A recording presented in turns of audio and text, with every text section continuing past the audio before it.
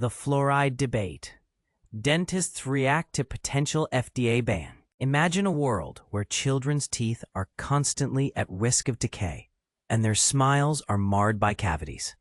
This could soon become a harsh reality if the FDA decides to ban fluoride supplements, a move that has left dentists and medical professionals reeling. But here's where it gets controversial.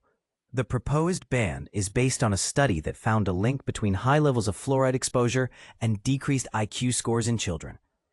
However, many experts argue that the study's findings are misleading and that the benefits of fluoride supplements far outweigh the risks.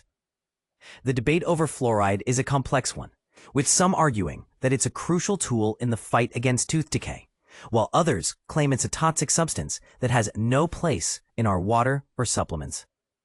As we delve into the world of fluoride, it's essential to separate fact from fiction and explore the potential consequences of a ban.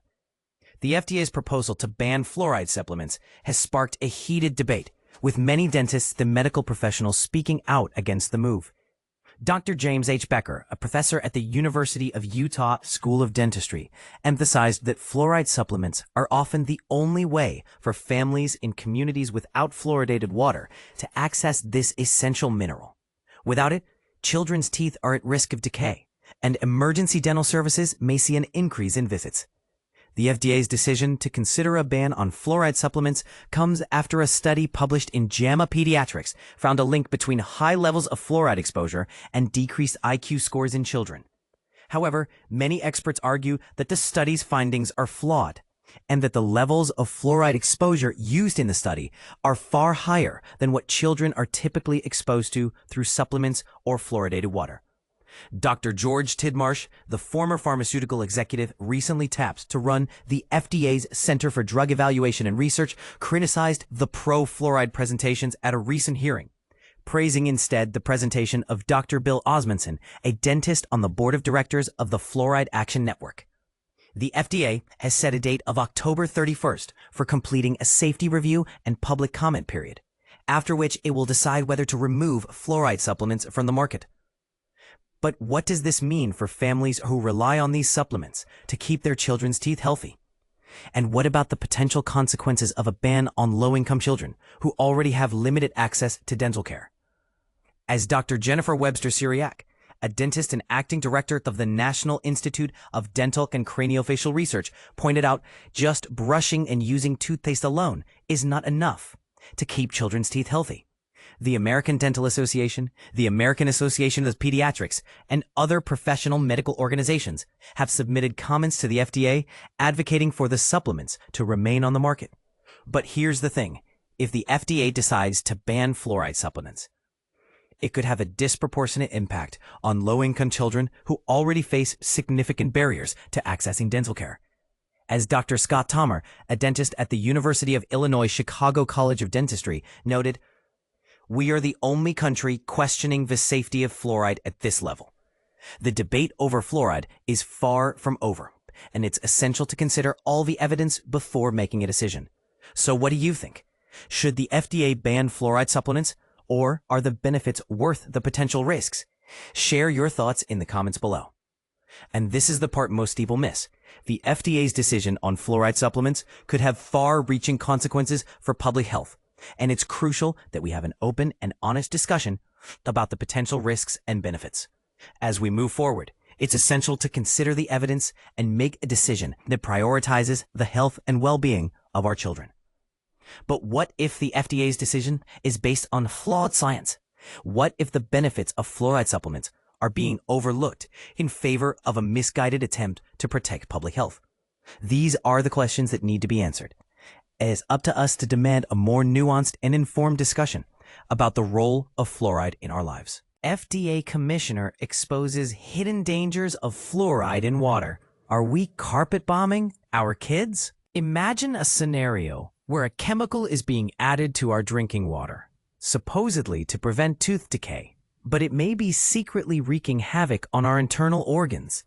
This is the alarming warning issued by FDA Commissioner Marty Makary, who claims that the fluoride in our water supply could be carpet bombing the delicate ecosystem of our gut microbiome. But here's where it gets controversial.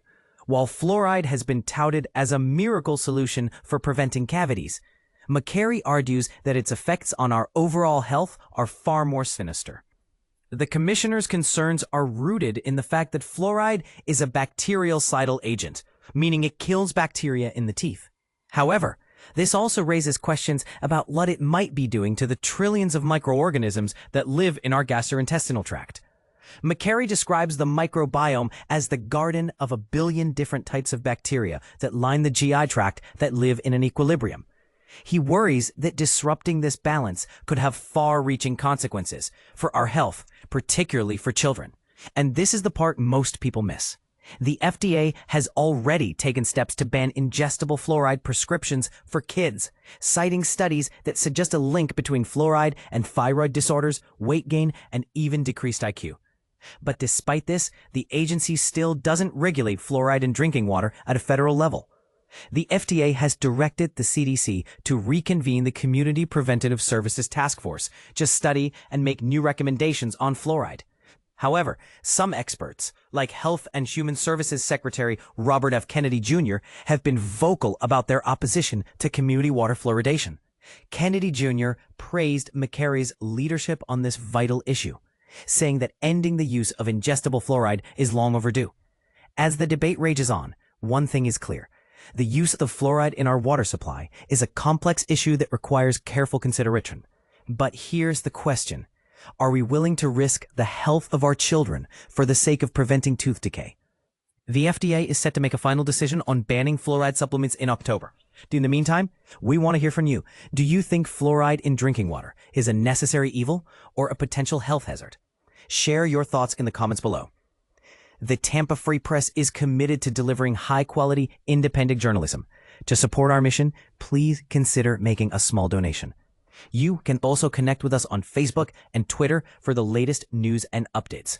And sign up for our free newsletter to stay informed. FDA debates fluoride supplements.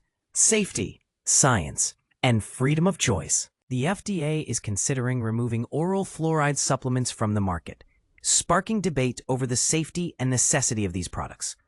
This move follows recent bans on water fluoridation in Utah and Florida, which have raised concerns about increased risk of tooth decay without fluoride access. Proponents argue that fluoride supplements are crucial for preventing cavities, especially in areas without fluoridated water. They say removing supplements would restrict parental choice and force patients to go without this option. Several dentists and the Florida Dental Association have voiced support for keeping the supplements available. However, the FDA has expressed intent to ultimately remove the products, citing potential health risks like disruption of the microbiome, effects on IQ, and thyroid function. The agency says more rigorous analysis of risks and benefits is needed. Anti-fluoridation groups claim any fluoride consumption poses dangers. The FDA held a public meeting to assess data on the use and safety of fluoride supplements. While professional organizations defended the need for the supplements, some panelists disagreed on what existing safety evidence shows. The FDA set an October 31st deadline to complete a safety review and decide on removing the products. This issue highlights ongoing controversy around fluoride use. Supporters say it prevents tooth decay, while critics raise health concerns. What do you think? Should fluoride supplements remain available or be pulled from the market? Should parents have the choice to use them?